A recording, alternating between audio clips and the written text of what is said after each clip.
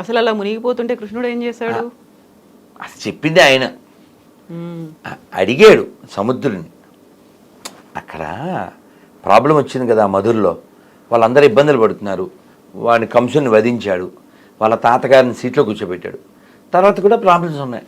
సరే, ఈ ప్రాబ్లమ్స్ లేకుండా సముద్ర మధ్యంలో నాకు స్థలం కావాలని అడిగాడు. సముద్రుడు స్థలం ఇచ్చాడు. బెట్, ద్వారకా అంట. బెట్ అంటే గిఫ్ట్, గిఫ్టెడ్ ల్యాండ్. మరి గిఫ్ట్ కొంతకాలం వాడుకున్నాడు. విశ్వకర్మని పిలిచి అద్భుతమైన సుందర నగరాన్ని నిర్మించాడు. అద్భుతమైన నగరం, చాలా ఆర్గనైజ్డ్, సిస్టమాటిక్. మరి స్వామి వెళ్ళిపోతున్నారు. ఇప్పుడు దాని పని లేదు. వీళ్ళందరూ కూడా దేవతలు ఎవరైతే స్వామితో వచ్చారో వాళ్ళందరూ కూడా వెనక్కి వెళ్ళిపోవాలి. ఇప్పుడు వాళ్ళని ఎవరు సమాప్తి చేస్తారు? ఏదో రీజన్ కావాలి. అందుకని కృష్ణుడు కొడుకుల్లో ఒక ఆయన సాంబుడు. సాంబుడు అంటే జాంబవతి కొడుకు. అతను ఏం చేశాడు? ఒక ఆడపిల్ల వేషం వేసుకుని, నారదుడు వాళ్ళు సప్తర్షులు వస్తే ఫ్రెండ్స్తో పాటు, ఏమండి అంటే వాళ్ళే ఊరికి అల్లరే ఆడపిల్ల వేషం అతను వేసి, ఒకడు భర్తలాగా, మా ఆవిడండి 8వ నెలండి, ఎవరు పుడతారు, ఇలా. వాళ్ళకి తెలీదా? వాళ్ళకి కోపం వచ్చింది. ఎరా వేషాలు వేస్తున్నారా, వీడి కడుపున మొసలం పుడుతుంది అన్నారు. వాళ్ళకి భయం వేసింది. తాతగారి దగ్గరికి వెళ్ళి చెప్పారు, భీష్ముడి దగ్గరకో లేకపోతే ఉగ్రసేనుడి దగ్గర. మొత్తానికి వాళ్ళు, నాయన దాన్ని సముద్రం దగ్గర అరగదీయింద్రా అని చెప్పారు. ఒక పెద్ద బండలా అది పుట్టింది. అరగదీసి అరగదీసి అరగదీసి ఆ నొరగంతా అది ఒక పెద్ద పెద్ద దుబ్బు అంటాం కదా, అలాంటివిగా తయారైంది. ఏమో మొక్క మిగిలింది, పడేశారు. అది వద్దే చేప మింగిందంట. ఆ చేప ఎవడికో దొరికింది ఒకడికి. వాడు దాన్ని పొట్ట కోసాడు. ఇది బాగుంది కదా అని బాణానికి పెట్టుకున్నాడు. ఇవన్నీ ముందస్తు ఏర్పాట్లు, బ్యాగ్ సర్దుకున్నట్టు. వీళ్ళు ఆడ కూర్చుని కృష్ణుడి ఈ వంశీకులు రిలాక్స్డ్గా ఉన్నారు. మాట మాట మాట పెరిగింది అంతే. వాళ్ళని ఎవరు చంపకూడదు, ఇంకోళ్ళ చేతిలో చావకూడదు. వాళ్ళంతా దేవతలు కాబట్టి వాళ్ళ కథని ముగించాలిగా. వాళ్ళు కొట్టుకు చచ్చారు. అందుకే చూడండి, యాదవ వంశంలో ముసలం వచ్చి వాళ్ళు కొట్టుకు చచ్చారా అంటుంటారు. మరి వెనక్కి వెళ్ళాలి వాళ్ళు. నగరమేమో లోపలికి వెళ్ళాలి, వీళ్ళేమో పైకి వెళ్ళాలి. కృష్ణుడు వైకుంఠానికి వెళ్ళాలి. సో వచ్చిన ఏదైతే పర్పస్ ఉందో అది ఫుల్ఫిల్ అయిపోయింది. అయితే ఇక్కడ మీరు ఇంకొక మాట అన్నారు, ఇదంతా జరిగిన తర్వాత పరిసమాప్తి అయిపోయింది, అవతారం మళ్ళీ స్వధామానికి వెళ్ళిపోయాడు అనుకున్న తర్వాత అర్జునుడు కృష్ణుడి భార్యలను తీసుకుని వస్తూ ఉన్నాడు. అందులో రాధ ఉండదు కదా. రాధని ప్రాణంగా ప్రేమించాడు, అంతకు మించి అనుకున్నాడు. అందులోనూ కృష్ణుడి కంటే రాధ వయసు ఎక్కువ, పెద్దది అనుకుంటారు కదా. తనెందుకు దూరం పెట్టాడు? ఆ భార్యల్లో తనెందుకు లేదు? లేదు అమ్మా, మనకేం చెప్పారంటే శ్రీకృష్ణ చైతన్య రాధాకృష్ణ నహిరే అన్య. ఇది బెంగాలీ. శ్రీకృష్ణ చైతన్య అంటే రాధాకృష్ణుడికి అభిన్నం, అంటే రాధాకృష్ణులే చైతన్య మహాప్రభు అని చెప్పారు. రాధారాణి అంటే ఆహ్లాదిని శక్తి అంటారు. కృష్ణుడి యొక్క ఆనందం ఒక రూపం చేస్తే ఆవిడ రాధారాణి. కాబట్టి రాధారాణి కృష్ణుడు వేరు కాదు, కేవలం లీలా ప్రకటన చేయడానికి మాత్రమే భగవంతుడు రాధారాణిని వచ్చేలా చేయడం జరిగింది.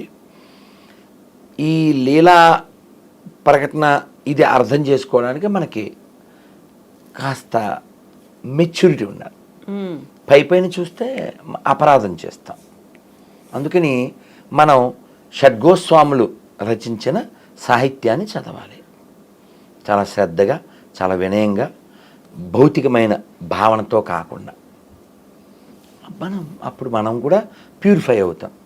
అంతేగాని ఏదో క్యాజువల్గా అలా డిస్కస్ చేయడానికి లేదు. అందుకే బృందావనంలో ఎవరంటే వాళ్ళు అడుగు పెట్టలేరు. ఉమ్, మేము ఇస్కాన్లో జాయిన్ అయ్యాక ఉమ్, 4 ఏళ్ల తర్వాత బృందావనం వెళ్ళాం. వెళ్తాను అని అనుకోలేదు. ఏదో అన్ని సిటీల్లాగే అదొకటి కాదు, గ్యారంటీగా చెప్తాను. చాలామందికి జరిగింది.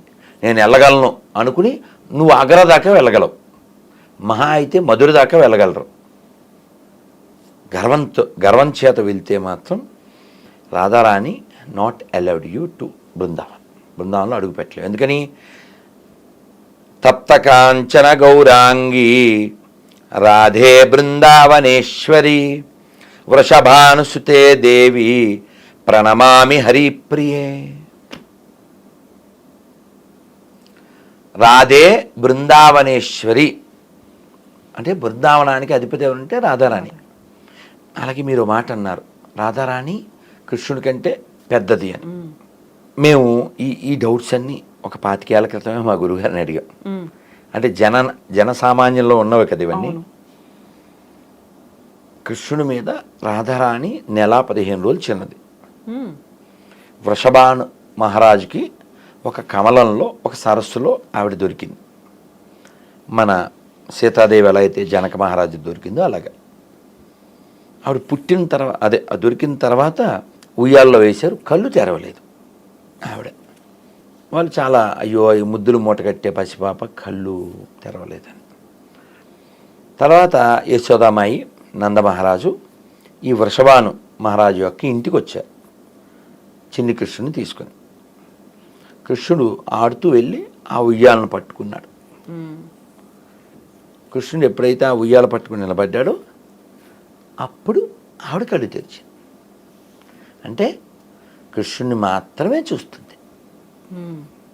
సీతాదేవి గురించి చెప్తూ సింహాచల శాస్త్రి గారు గొప్ప హరికథకులు వారు అంటారు, సీతాదేవికి రాముడు ఒక్కడే తెలుసు, మనకు రాముడు తప్ప అన్నీ తెలుసు అంటారు. అలాగా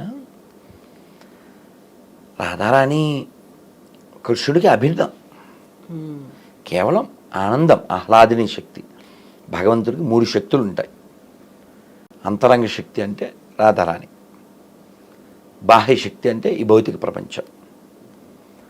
మనం అందరం కూడా భగవంతుడి యొక్క న్యూట్రల్, అంటే మనకు ఒక ఇచ్చ ఉంది. మనం ఇటు ఉండొచ్చు, అటు ఉండొచ్చు, అటైనా ఉండొచ్చు, ఇటైనా ఉండొచ్చు. ఇటు అటు కాదు, ఇటు కానీ అటు కానీ ఉండొచ్చు ఒకవైపు. అది గోన గన్నారెడ్డిలాగా ఆడా ఉంటా ఏడా ఉంటానని అనడం కుదరదు. మనకు ఒక స్వతంత్రం ఉంది జీవులకి. ఆ స్వతంత్రాన్ని మనం సరిగా ఉపయోగిస్తే భగవంతుడి వైపు ఉంటాం, మనం మిస్యూజ్ చేస్తే భౌతిక ప్రపంచంలో ఉంటాం. ఆ చాయిస్ మనది. కాబట్టి బుద్ధిమంతుడైన వాడు శాస్త్రాలు చదవడం ద్వారా, వినడం ద్వారా, గురువుని ఆశ్రయించడం ద్వారా, మళ్ళీ పుట్టకుండా ఉండడం ఎలా ఈ ప్లాన్ చేస్తాడు.